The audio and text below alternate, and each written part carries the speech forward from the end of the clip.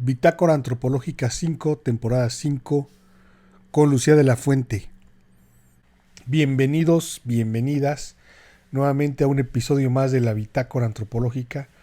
Fíjense que hoy platicamos con Lucía de la Fuente, doctora en antropología, también comunicóloga.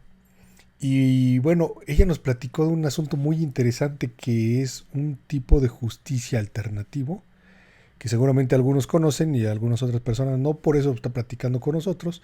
Ampliar, digamos, el discurso, ampliar la conversación, para que nosotros nos reconozcamos en el discurso de Lucía y podamos reencontrarnos con estos elementos que son muy interesantes sobre la justicia restaurativa. Bueno, eh, Luciano nos va contando, ¿no? Estos tres ejes que tiene la justicia restaurativa, eh, sobre todo que tiene que ver mucho con el diálogo y con la prevención, ¿no? O con antes de que llegue, digamos, la justicia que regularmente conocemos, que es punitiva, que es de castigo, pues este tipo de justicia trata de dar la sanación, pero a los dos lados, ¿no? Esto es lo interesante, tanto a quien cometió el daño como a quien fue afectado y a las familias. Es un proceso bastante largo que no es para todos, bastante pues complicado, bueno, no complicado, complejo, digamos, ¿no? Quizá lo práctico que hace la justicia occidental o punitiva es lo que lo hace mucho más práctico y que pues sea lo que más se usa. Pero esto es una nueva forma de mirar la justicia y sobre todo lo interesante es este proceso de sanación. Yo los invito para que pongan mucha atención a todo lo que nos tiene que decir Lucía. Ya verán que les va a interesar y les va a gustar mucho. Mi nombre es Said Vázquez y esta es la Bitácora Antropológica, temporada 5, episodio 5. En Etnografía Estudio hacemos la Bitácora Antropológica. Mi nombre es Said Vázquez, sociólogo utópico,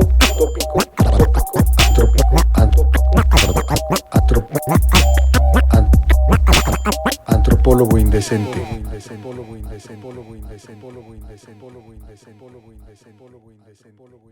Pues me llamo Lucía de la Fuente, soy chilanga. Pues siempre desde niña andaba de curiosa. Desde que tenía como 15, 16 años, pues mis amigos salían y se empedaban y yo me ponía a ver documentales.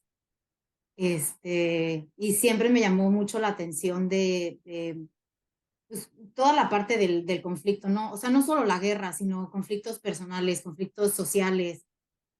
Siempre hay una parte que tú ves desde afuera, ¿no? La que se te enseña, sobre todo a través de los medios de comunicación, que eso pues ya es un tema en estos días con las redes sociales, ¿no? Ajá. Pero siempre hay como una cara al público y yo siempre decía, es que tiene que haber algo más, aquí atrás tiene que haber algo más, ¿no? ¿Dónde empieza? ¿Dónde está la raíz de todo esto? Y cómo llegas pues, al final a lo que es visible. Yo creo que mucho y esto es algo que he aprendido a través de mi trabajo, que son los sistemas de creencia. Cuando tú estás expuesto, bueno, así lo veo yo, ¿no? No digo que nadie más lo comparta, pero cuando tú estás expuesto desde niño a ciertos comportamientos, ciertos valores, ciertas actitudes, y eso es todo lo que te rodea, no lo cuestionas, porque das por sentado que así son las cosas. Y yo creo que la mitad de las cosas que hacemos vienen de ahí, de no cuestionar por qué lo estamos haciendo. ¿Por qué voy Ajá. el 15 de septiembre? ¿Por qué digo salud, como dices tú? Y me vine para acá hace muchos años, inicialmente a pues estudiar un doctorado en antropología y en cambio social. Y pues, inicialmente mi investigación o la idea que yo tenía de lo que iba a ser mi investigación era sobre mecanismos fallidos de justicia restaurativa. Y cuando llegué aquí, el primer año, cuando estaba haciendo pues, toda la parte de las materias y toda la teoría, conocí a una profesora que estaba haciendo grupos basados en prácticas de justicia restaurativa dentro de la casa, ¿no? Y pues me pareció interesante, es algo que no había escuchado todavía. Esto fue hace 12 años. Y pues fui con ella, tomé el curso, hice la materia con ella y al final fuimos a la cárcel y pues ya el resto fue historia, ¿no? Pues ya ahí me quedé. Eh, y pues cómo fue, o sea, eso fue como a grosso modo, ¿no? Cómo empecé a involucrarme, pero pues algo que descubrí a lo largo de los años haciendo grupos basados en justicia restaurativa adentro de la cárcel es que aquí en California, que no es único de California, pero aquí en California no había, en aquel entonces no había programas de rehabilitación que se ofrecieran en español para la comunidad latina. Y pues aprendí que el 42% de la gente privada de libertad en las cárceles estatales en California, pues eran considerados hispanos, ¿no? Pues lo que quiera que eso signifique para el sistema criminal de justicia, ¿no? Porque muchas veces la persona ni siquiera se considera hispana, pero solo por ser morena lo catalogan como hispano. Y pues de ahí empecé a hacer investigación, ¿no? O sea, vi que había un problema, porque la forma en la que está, en la que funciona aquí la condena a vida, porque la mayoría estaba sirviendo una condena a vida, es que eventualmente tienes una posibilidad muy alta de salir. Y al ser migrante de primera generación, en muchos casos no tenían papeles para residir, lo que significa que en cuanto eres puesto en libertad, empieza el proceso de deportación. Entonces, pues no era, es un problema también pues, que le corresponde a México y que nos corresponde como sociedad. Y me refiero a problema porque pues, tenemos todo este discurso, ¿no? De que cuando tú cometes un acto de violencia o terminas en la cárcel, pues ya por ende tienes que desaparecer, ¿no? Ya eres una persona no, pues que no eres bienvenida en la sociedad, pero en realidad es que no hay mucha, sí hay ahora mismo, pero no hay mucha investigación, no hay recursos, no hay apoyos en primero conocer por qué esa persona llegó a cometer pues un acto de violencia, ¿no? O a lastimar a otras personas o a sí mismo. Entonces, pues, al involucrarme, empecé a ir a varias cárceles, empecé a trabajar en varias organizaciones, a hacer pues traducción de programas del inglés al español, hacer la adaptación cultural. eh, y pues empecé a escuchar la historia, una y otra vez era la misma historia. La mayoría de pues de las personas con las que he trabajado a lo largo de estos últimos 10 años son mexicanas. También hay pues, gente de Centroamérica, de América del Sur, del Caribe, pero la mayoría son mexicanas. Y gente que no ha estado en México, no ha pisado México en 20 o 30 años, ¿no? Y que al final del día saben que eventualmente van a regresar. Muchas veces su familia ya no está pues en la ciudad o en el pueblo de origen, ya no tienen a nadie allá, no conocen a nadie allá y regresan a un pueblo del que huyeron por violencia o por pobreza. Entonces, pues fue así como empecé a involucrarme y el trabajo que yo hago, pues facilito programas, aquí se le llaman de autoayuda, pero son programas que están basados pues, en los principios y en la práctica de justicia restaurativa, pero que tienen un enfoque en procesar el trauma y pues como indagar y conocer cuál es la raíz del comportamiento violento en cada persona. Pues al final hacemos diálogos con los estudiantes, que son personas privadas de la libertad, y víctimas y sobrevivientes de crímenes con violencia. O sea, hay como dos tiempos, tu investigación y luego ya ahorita tu trabajo, no sé si sea en una organización, etcétera, pero son dos distintos tiempos, ¿no? Lucía. Y pero platícanos antes, ¿qué es la justicia restaurativa? Tú la escuchaste hace 12 años y yo la estoy escuchando por primera vez y no creo que sea el único que la está escuchando. Sí, pues mira, la justicia restaurativa es algo que se puso un poco de moda en los últimos años, lo cual es maravilloso. Es un sistema alternativo al sistema criminal de justicia que conocemos, que es punitivo, que busca castigar. eh, y cuando tú cometes un crimen, ¿no? Porque eso es lo que como lo denomina la ley. Cuando tú cometes un crimen o violas la ley, lo primero que la justicia se pregunta es, ¿qué ley violaste? ¿Qué crimen cometiste? Y cómo te vamos a castigar por haber cometido ese crimen. Entonces, la mayoría de las veces, la persona que fue afectada por ese crimen, la víctima, ¿no? O el sobreviviente, dependiendo cómo se identifique cada persona, no tiene ni voz ni voto en el proceso, porque es algo que está escrito en una ley. Claro. Tampoco se considera a la persona que comete este crimen o que viola la ley como una víctima, ¿no? Porque pues, al final hay buenos y malos pues, en el sistema de justicia occidental. Y la justicia restaurativa lo que propone es, pues tiene como tres ejes, ¿no? Lo primero es quiénes fueron las personas afectadas. No es tanto el qué o el qué se cometió, sino quiénes fueron las personas afectadas. Y esto incluye no solamente a la persona que fue afectada de manera directa, sino también a la persona que cometió pues ese daño y a los familiares y a las comunidades de ambas partes. El segundo es cómo se puede, usualmente es a través de un diálogo, ¿no? Pero cómo ambas partes pueden, pues primero reconocer qué fue de qué forma lo que se hizo le afectó a cada uno y qué es lo que necesita la persona que sufrió el daño para poder sanar de ese daño. Y ahí el Estado es como el intermediario, o digamos, no toma parte como juez, ¿no? ¿El Estado o qué? El Estado no toma parte. Hay lugares en los que pues las leyes y las personas que están procesando casos están un poco más abiertas a tener un proceso restaurativo en vez de ir directamente a una sentencia. Apenas está empezando a pasar, pero o sea, en teoría esto sucedería antes de que llegaras pues a los procesos penales. Mm, Y la tercera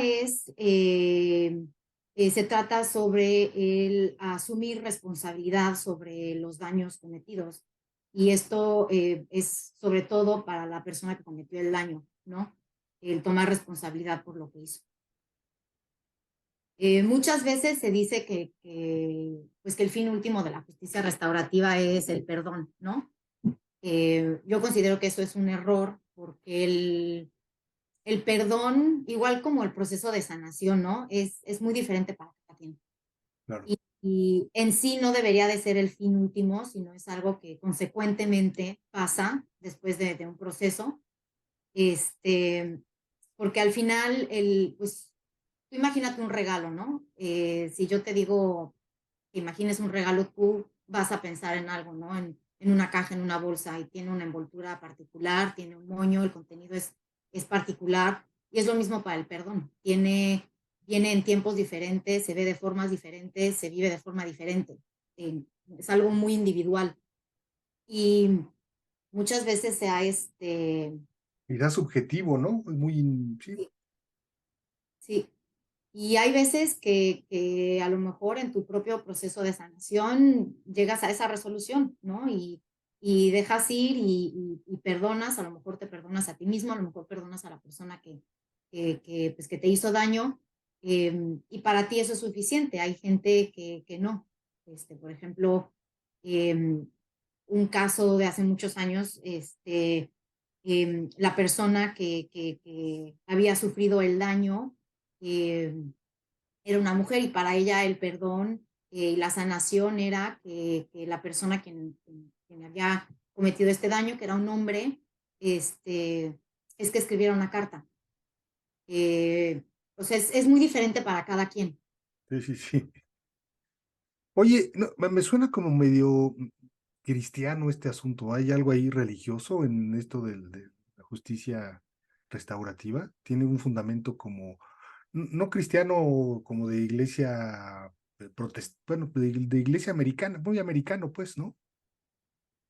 No, de hecho es una práctica, es una práctica muy antigua que viene de pueblos nativos, en donde hay muchísimas historias, una de las que se hizo más populares aquí, y es a través de un autor que se llama Howard Zehr, que es el que como apadrinó la justicia restaurativa occidental moderna, por así decirlo. Ah, ok, entonces es la nativa de América, pues, una costumbre de los nativos americanos.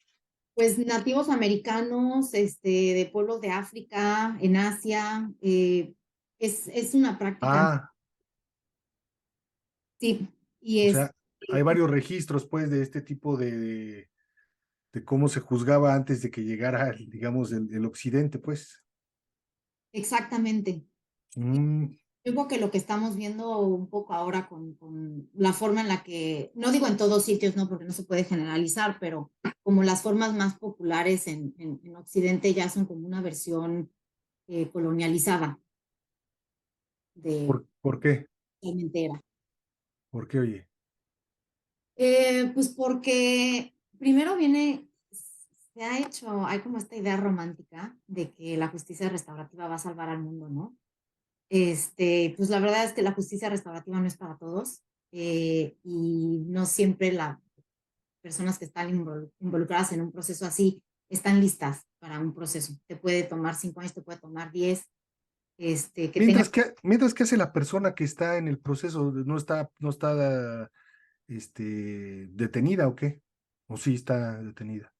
Privada de su libertad. Digamos, si yo cometí un delito y empezamos este proceso, mientras me pongo de acuerdo con el afectado, estoy privado de mi libertad. pues en el contexto de la cárcel sí, ya están cumpliendo una sentencia, pero no siempre sucede así. Un ejemplo es, hay aquí en el área de la bahía, en la ciudad de Oakland, eh, hay, había y hay, ¿no? Pero años anteriores había muchísimos problemas de violencia que involucraban pandillas y sobre todo jóvenes. Y la tasa, pues en el distrito escolar, en la ciudad, cuando había un problema, por ejemplo, en la escuela, ¿no? Que pues, tú andabas de rebeldillo porque pues, eres adolescente y eso es lo que te toca hacer, ¿no? En vez de que no sé, te llamaran la atención, te expulsaran, te dieran tarea, yo qué sé, muchas veces llamaban a la policía directamente y acababan arrestando a estos muchachos y empezaban pues, en un proceso eh, pues, en Judicial. el sistema criminal de justicia, sí. Y entraban a centros juveniles y estaban ahí a lo mejor 1 o 2 años y dependiendo de lo que hubieran hecho, Bien. este, ya los mandaban, sí, acababan ya con unas sentencias desproporcionales en cárceles de adultos y mucho tiene que ver, ¿no? Evidentemente, tu color de piel y tu clase.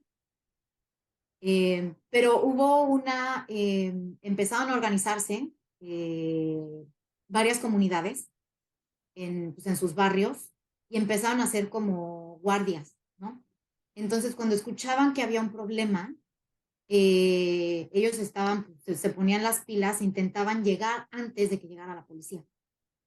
Y lo hacían en el contexto escolar, pero también afuera, ¿no? De si había un tiroteo en un barrio, se organizaban e iban pues al sitio donde había ocurrido, iban con la familia de la persona, si había alguien herido, iban con la familia de la persona que estaba herido o herida y con la persona que había, pues, que había disparado. Y empezaban pues primero a desescalar y a intentar llegar a un acuerdo de antes de meterte a un... Esto obviamente si la persona no había fallecido, si no ya no se puede. Sí, sí, sí. Intentaban llegar a un acuerdo para ver si podían tener un diálogo antes de involucrar a las autoridades. Eh, y lo Eso, empezó a hacer, Y No, resultó, el índice de violencia en estos barrios comenzó a bajar, la deserción escolar comenzó a bajar. Y después fundaron ya una organización que todavía existe, la fundó Fania Davis, que es la hermana de Angela Davis, que es muy famosa eh, ajá. en todo esto de justicia social y derechos políticos y raciales. Este, y empezaron a trabajar con las escuelas y empezaron a meter, empezaron a dar grupos basados, grupos de sanación basados en justicia restaurativa para no involucrar a la policía. Y en la escuela donde el índice de violencia era más alto en toda la ciudad, la reinserción, la deserción escolar bajó a cero. El primer año que entraron ellos a trabajar a esa escuela, eh, los niños dejaron de salirse de la escuela y dejaron de mandar a gente a centros de detención juveniles. Oye, eso me suena, ¿tiene algo que ver con esto que no sé si sea cierto, que estoy viendo que asaltan roban, saquean centros comerciales, bueno, no centros comerciales, pues sí, tiendas, ¿no? Porque cambió la ley, que ya no pueden detenerlos, tiene algo más es ahí, ¿verdad? En San Francisco. Sí, sí ha aumentado el robo y los asaltos pues en distintos centros comerciales y tiendas de autoservicio, todo eso. No está relacionado con la justicia restaurativa, es como otro enfoque y pues hay opiniones encontradas, ¿verdad? Porque hay gente que dice que pues, lo que tienes que hacer es irte duro, ¿no? Contra el crimen y castigar más. Em, pero esto viene o sea, primero toda esta parte ¿no? de los derechos personales y todo eso que hay en Estados Unidos, en donde pues tú, si tocas a una persona, ya la estás asaltando físicamente, y pues todo esto de las demandas y eso, yo creo que en parte viene un poco por ahí, también es un tema político, pues se vienen las elecciones el año que viene, pero no está relacionado, es simplemente que lo que dice ahora la ley es que, por ejemplo, si a ti te pescan, ¿no? Metiéndote algo en la bolsa cuando estás en el supermercado, pues te lo tienen que sacar cuando estás adentro de la tienda, ¿no? Ya que saliste de la tienda, pues ya no te pueden hacer nada, Qué loco. pero pues igual métete ahí ¿sabes? Ponerte a forcejear ahí adentro de la tienda porque se robaron. Pues a veces son tonterías, otras veces sí ya se llevan el anaquel entero, ¿no? Sí. Y vi que unos, no supe si me decía que eran, latinos, pues sacaron a madrazos a los rateros, pues, ¿no? O sea, como que no midieron con quién se estaban metiendo, los sacaron unos tubazos, claro que sin cosas, ¿no? Este, porque sí está muy grueso. Fíjate que, ahí se me fue un poco el avión, pero quiero entender esto, ya me acordé que te iba a preguntar. Esto del proceso la justicia restaurativa se da en qué proceso?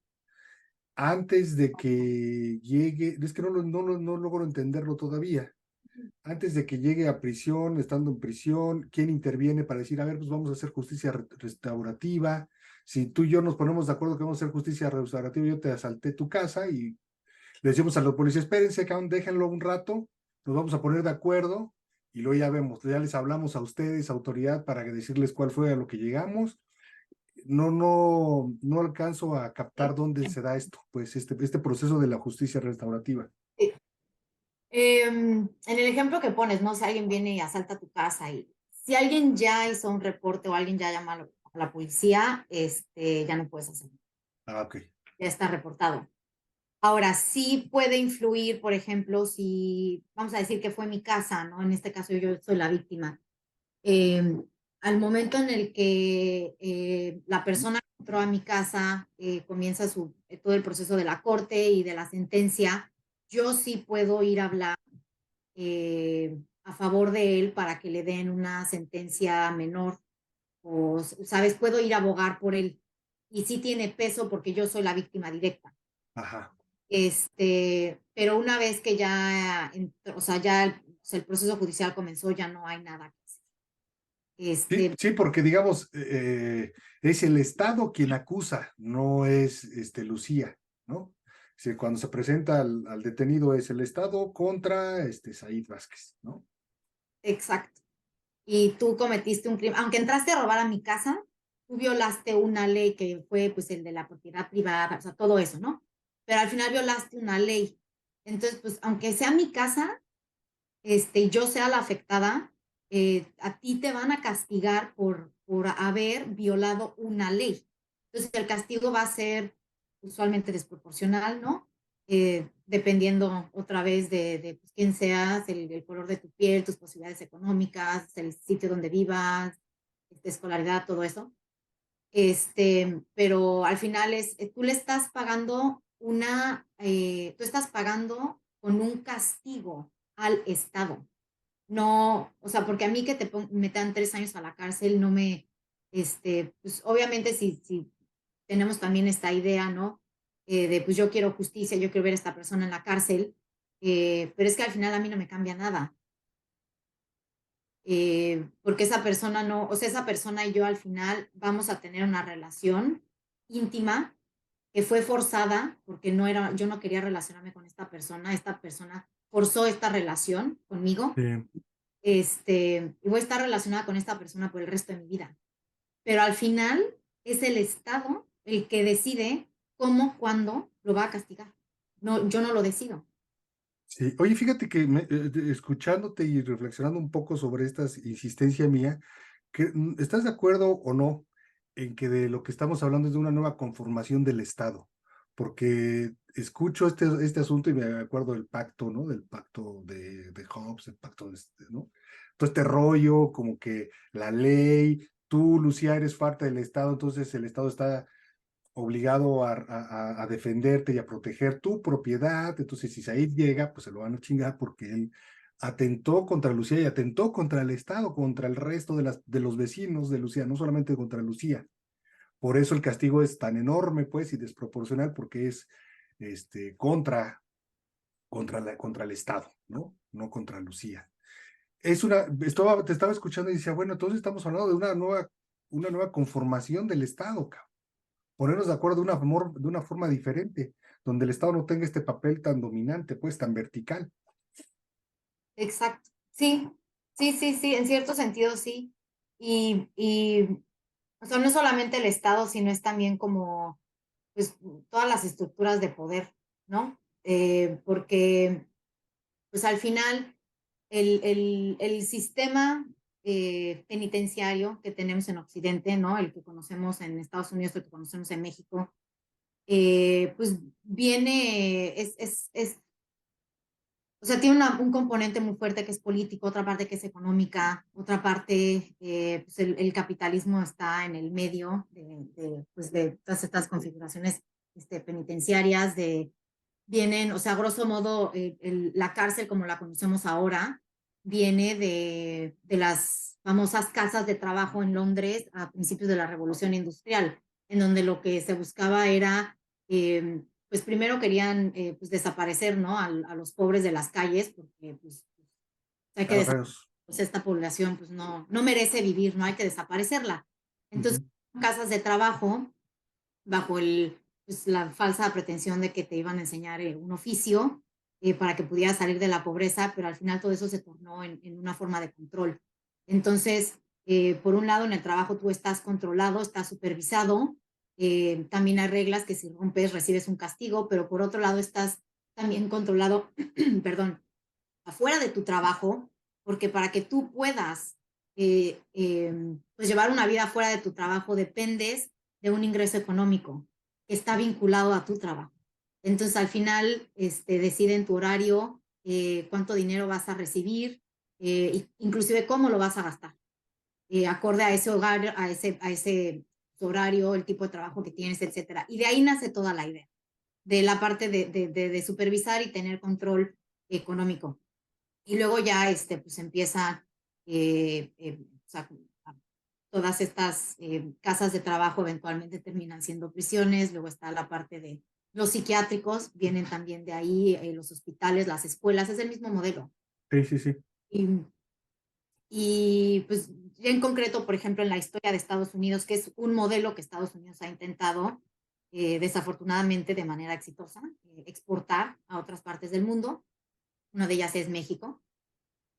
Pues luego ya empieza la parte de pues todos estos discursos, ¿no? De qué parte de qué población es aceptable y qué población necesita desaparecer. Entonces ya empiezas a cargar contra ciertas poblaciones utilizando leyes. Pues, por ejemplo, en la década de los 80s, aquí fue cuando empieza lo que se llama la guerra contra el crimen, ¿no? Que se acaba llamando también la guerra contra las drogas, que es básicamente pues, atacar a la población afroamericana a través de sacar una ley y prohibir la droga que ellos consumen, ¿no? Fue igual con los latinos, pasó con el opio, con la marihuana, pero en realidad el problema no es la droga, sino es la población que la consume, porque pues ahora sí ya la puedes meter adentro de la cárcel y, como quien dice, desaparecer esa población. Y pues ahora tenemos una guerra contra migrantes. Por eso, aunque en Estados Unidos la mayoría de la población privada de libertad a nivel nacional sigue siendo afroamericana, cuando prestas atención estado por estado, California, la mayoría de la población privada de la libertad es latina. No es afroamericana, no es blanca, no es asiática, es latina. Y la mayoría de ellos son migrantes de primera generación. Entonces, una u otra forma buscas, te digo, todo esto tiene que ver con el sistema colonial. Sí. Oye, a propósito, ¿conoces las prisiones mexicanas? ¿Has estado en el Reclu Norte, o Sur, etcétera? Hace muchísimos Santa Marta. años, antes de venirme para aquí, estábamos haciendo, era un proyecto con estudiantes, pero fue breve, fue un año así. Y las cosas han cambiado muchísimo en los últimos 15 años. Entonces no tienes forma como de comparar, ¿no? La situación entre la prisión allá en San Francisco y una prisión acá en México, que también debe variar muchísimo, no es lo mismo Tijuana o, no sé, Tamaulipas a la Ciudad de México, pues, ¿no? Sí. Pues conozco de manera limitada porque los programas que hacemos aquí en español, con los compañeros que los he estado haciendo estos últimos 10 años, ya salieron, ya están en libertad y están en México y están haciendo los mismos programas pero en México, en las cárceles de México. Y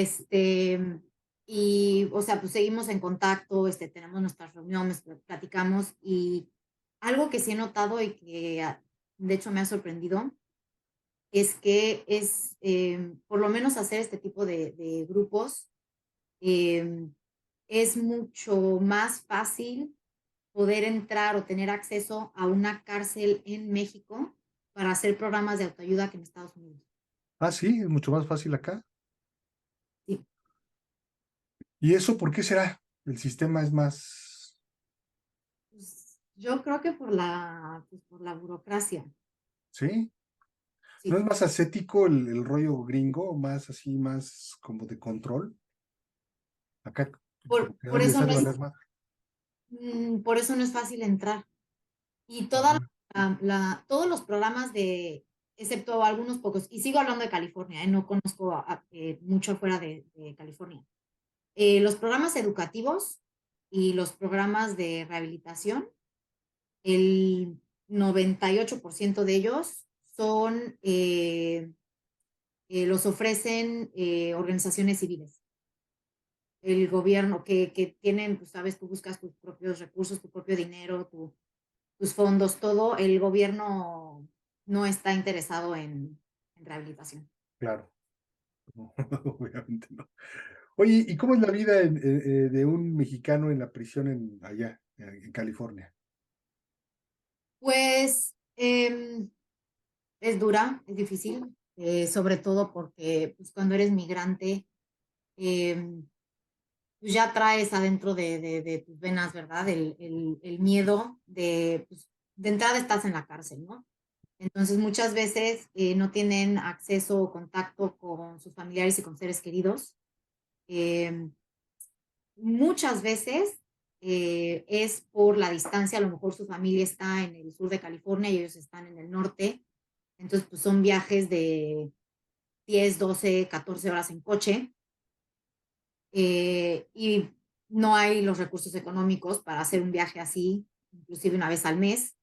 Entonces no tienen contacto con sus familiares. Las llamadas por teléfono, ahora ya hay forma de llamar sin que te cobren, pero había gente que se endeudaba solo por hacer llamadas de 5 minutos a un ser querido adentro de una cárcel. Muchos de los mexicanos no hablan el inglés, entonces no tienen acceso a programas, desde Alcohólicos Anónimos hasta, pues ya hay yoga, ya puedes sacar pues, tu título del bachillerato, pero es todo lo ofrecen en inglés, entonces no tienen acceso a programas. Y por ley estás obligado a trabajar, ¿no? Porque te digo, todo al final regresa que tú rastrea el dinero y encontrarás la respuesta. Entonces, pues es una forma de esclavitud moderna. Estás obligado a trabajar. Si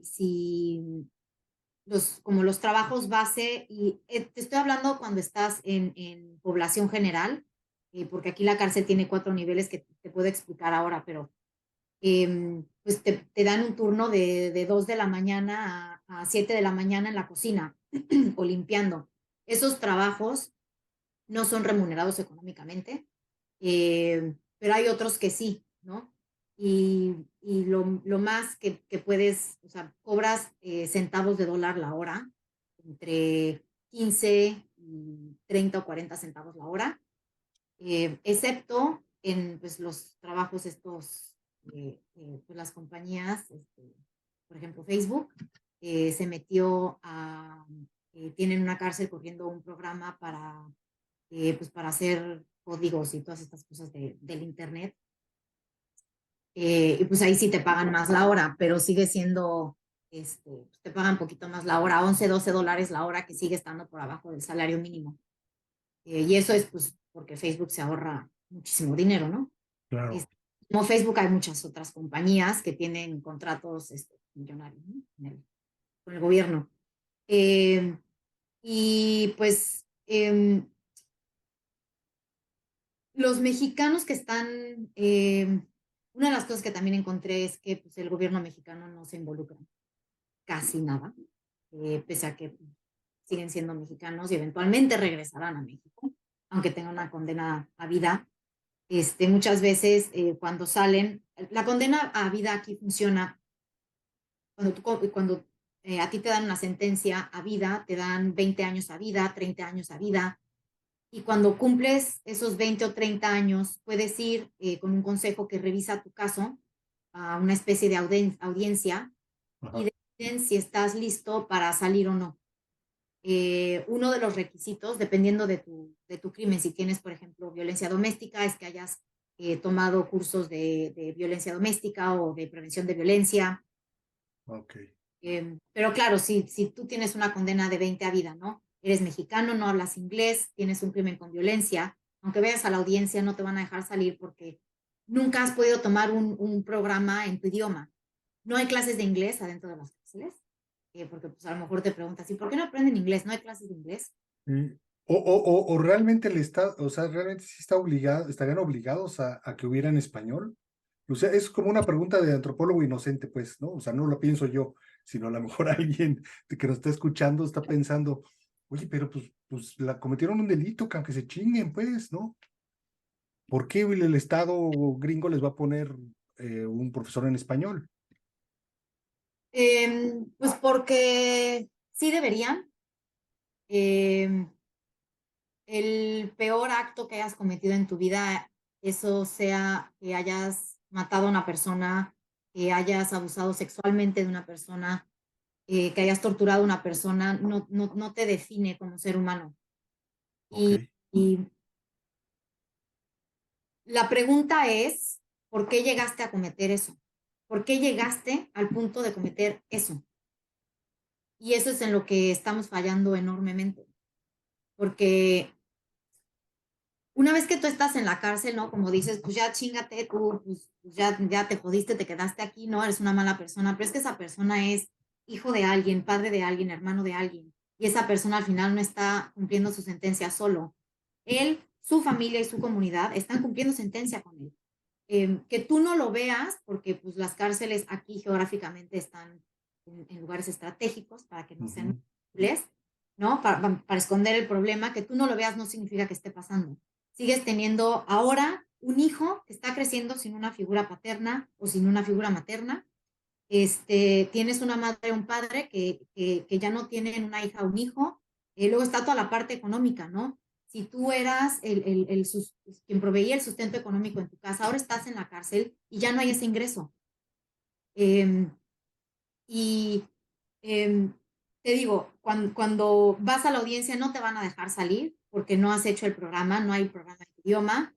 Pero además, ¿qué hiciste esos 20 años? Entonces tú como Estado, ¿qué recursos estás dando? ¿Qué hace gente 20 años dentro de la cárcel? Tú como Estado, ¿qué estás haciendo? Porque al final tienes a miles de personas adentro de la cárcel por 20 o 30 años, pero siguen siendo personas, siguen generando un gasto económico, pero para ti es un ingreso porque tienes todos estos contratos de servicio de alimentación, de camas, de ropa, todo eso. Te digo, ve detrás del dinero y muchas veces encuentras la respuesta. Y al final,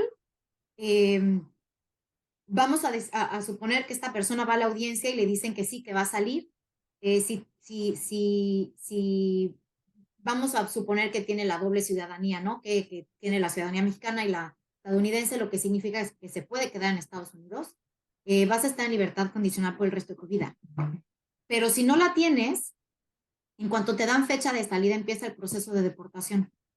Y aproximadamente entre 24 y 48 horas ya estás en México. En California, México. en Tijuana. Este, lo que consideras que es más complicado para un mexicano estar en la prisión es, digamos, su situación, su etnia, pues, ¿no? Su situación racial. Sí. Y pues eso, si vas a la historia de por qué una persona se convierte en migrante, muchas veces una persona que no decide por voluntad propia irse a otro país a estudiar, ¿no? Como yo, sino que estás forzado a convertirte en migrante, ¿no? No es que decidas, estás forzado por las circunstancias. Muchas veces pues, es violencia, es pobreza, etc. De entrada, pues llegas, muchas de las personas con las que trabajo, porque la historia es la misma, ¿no?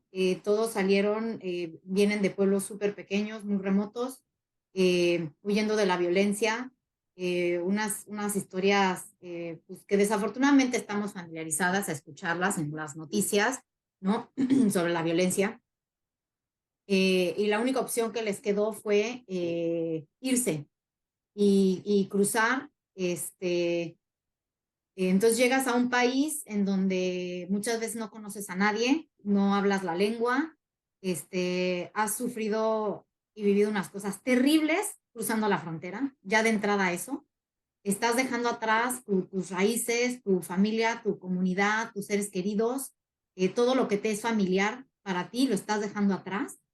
No sabes qué te va a deparar el futuro, no tienes papeles para trabajar, no sabes dónde vas a vivir y de entrada llegas a un entorno hostil, porque aquí no eres bien recibido.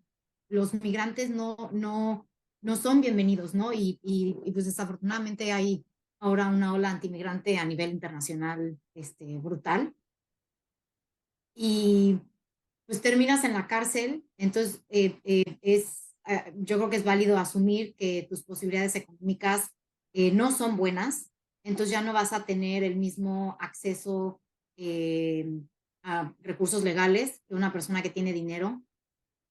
Vas a necesitar todo el tiempo un traductor, un intérprete, que pues luego no sabes, que no conoces, no confías, tienes todo en contra tuya, todo en contra tuya. Todo eso cuesta el intérprete y todas estas cosas. Justo te iba a preguntar, aquí en México se dice que cuesta mucho estar en la cárcel, ¿También en los Estados Unidos? Sí, excepto cuando, que también es una de las, California, cuando el Estado te declara indigente, y esa es la palabra que utiliza, y es cuando, y tú a lo mejor tienes una casa donde vivías, pero te consideran indigente. Sí. Cuando tienes menos de cierta cantidad económica en la cuenta del banco, no es banco, no, pero la cuenta que tienes en la cárcel, que es donde te depositan tu sueldo, disque sueldo, entonces te dan todos los servicios legales, son gratuitos.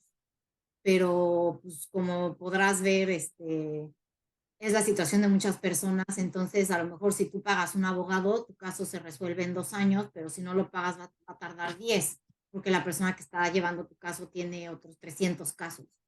Entonces el proceso es muchísimo más lento. Ok, pero ya sentenciado, digamos, en la cárcel, también es costoso, pues, vivir ahí. ¿Hay algún privilegio por dar alguna lana más o no es así tanto la corrupción como se maneja aquí en México? Es distinta. Yo creo que una de las grandes diferencias con México es que si no tienes un centavo, igual tienes dónde dormir, tienes ropa, porque el gobierno, el Estado te lo da, te da creo que 2 uniformes al año, puedes usar las botas que te dan ahí y los tenis que te dan ahí, te dan, o sea, son cosas ridículas. Si eres mujer, creo que te dan 3 o 4 toallas sanitarias al mes, por ejemplo. Es algo ridículo. Bien, eh, una barra de jabón al mes, una pasta de dientes al mes, cosas así, cosas que en México no, eso tienes que pagar tú. sí. Ahora, si tienes dinero, puedes comprar más cosas en comisaría con las que después puedes hacer contrabando. Ah, ok. Híjole. Oye, Lucía, ¿cómo cerramos esta charla? ¿Algo más que se me esté pasando y que quieras compartirnos, que tengas por ahí en el tintero? ¿O cómo concluimos, pues? Pues, mira, te voy a contar la historia de 2 hermanos con los que trabajé, solo como para que nos quedemos a reflexionar un poco, ¿no? Que pues no es tan blanco y tan negro y decir eres bueno, eres malo. Este, eh, Son 2 hermanos que están en una cárcel aquí con los que estuve trabajando varios años. Son 19 hermanos, ¿nales? Mismo padre, misma madre, de un pueblo muy pequeño en México, en el estado de Michoacán. ¿Y cuántos estaban en la cárcel? Eh, dos de ellos, Ah, dos de los 19. 2 de los 19, por el mismo crimen. Uno de ellos, el primer año que estuve trabajando con él, no participaba en los grupos, no compartía, no hablaba, era muy tímido. El segundo año, pues, solo se quejaba, ¿no? De que el programa está muy difícil, porque al final lo que hacemos en el programa es pedirte que vayas al sitio más doloroso de tu vida, a sanar esa herida, ¿no? Para que puedas entender cómo fue que llegaste pues, a hacer el daño que hiciste. Y ellos estaban ahí por homicidio. Eh, Hacia el final del segundo año, él levantó la mano un día. Era la primera vez que hablaba, que compartía de su vida. Y nos estaba contando su historia, ¿no? De 19 hermanos, quedaban 3 vivos, 2 de ellos en la cárcel. Y todos fueron asesinados, ajustes de cuentas en el pueblo, entre familias y entre cárteles. Y él levantó la mano y dijo, es que me acabo de dar cuenta que matar está mal. Yo no sabía que matar era algo que no debía de hacer, porque fue con lo que creció desde que nació y fue a lo que estuvo expuesto toda su vida hasta que cruzó a los Estados Unidos. Cometieron el crimen aquí, llevaban aquí poquito tiempo, 2 o 3 meses, llevan 30 años en la cárcel. No ha vuelto a ver su mamá todavía vivía, ahora ya falleció. Y él contó después historias de lo que él vivió de niño. Y entonces tú te preguntas, ¿no? Yo entiendo la parte en la que al final pues, él le quitó la vida a otra persona. Eso lo puedo entender y puedo entender el dolor y el sufrimiento que está atravesando la persona, la familia que ya no tiene esta persona. Pero ¿y él qué? ¿Quién está? Porque cuando tú estás del otro lado, pues hay más empatía a nivel social, a nivel familiar, a nivel político, ¿no? Porque a ti te hicieron el daño. Pero ¿quién está trabajando o apoyando a estos niños que crecen, ¿sí? Expuestos a estos grados tan brutales de violencia? ¿Quién está trabajando con ellos? ¿Qué estamos haciendo con nuestros niños para que no lleguen 30 años después a estar en esa situación? Su trabajo entonces es como preventivo. Es lo que no tenemos. O sea, yo ya trabajo con gente que o sea, que ya está dentro de la cárcel, pero lo que no tenemos es preventivo. ¿Por qué pues como estamos expuestos a tanta violencia, yo creo que en parte la hemos normalizado, en otra parte nosotros ha dejado de ser sensible a la violencia, porque es también una forma de sobrevivir, ¿no? Al estar expuesto a tanta violencia llega un punto en el que lo tienes que bloquear, poner de lado, si no, no puedes hacer tu vida. Pero ¿por qué resolvemos todas nuestras diferencias con violencia? Y mucho es porque pues, todos creemos que yo tengo la razón y tú no la tienes y yo estoy bien y tú estás mal. Y ahí no hay nada de empatía, no podemos, siempre buscamos imponer nuestros valores y creencias en los otros, en vez de aceptar que somos distintos y no significa que vamos a estar nunca de acuerdo, pero pues no tenemos que llegar a ese grado de violencia. Pero no hay las herramientas y no hay los recursos para que podamos sentarnos tú y yo a resolver nuestras diferencias. Ok, que es más o menos lo que se pasa con la justicia restaurativa, ¿no? Sí, sí, Por pues un, este problema o tú me hiciste esto, yo te hice esto, vamos a sentarnos a hablar, porque al final lo que te digo es, tienes una relación íntima que ha sido impuesta por la persona que te hizo el daño, y si tú eres la persona que hizo el daño, creaste una relación íntima por el resto de tu vida con la otra persona. Pero al final nunca hay diálogo, nunca hay, y no significa nada, o sea, no tiene nada que ver con que si perdones o no perdones, pero por lo menos entender qué fue lo que estaba pasando en tu vida cuando tú me hiciste ese daño y por qué me lo hiciste. Poder hacer una pregunta. órale. Pues muchas gracias, de verdad que estuvo muy interesante y aprendí bastante pues de la bitácora de este episodio. Espero que igual la gente que nos escucha, que nos vea, pueda pues aprender de las cosas que nos compartiste, Lucía. Muchas gracias.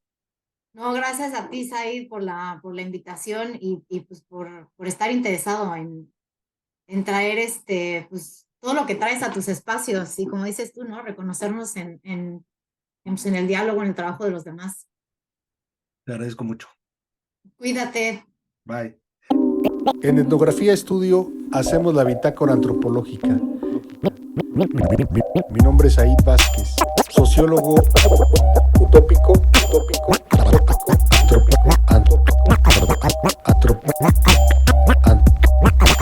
antropólogo indecente.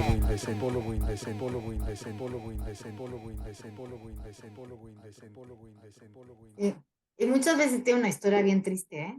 O racista, Ándale. y luego hay unas que digo, madre del señor, yo no dicen esas cosas, no mames.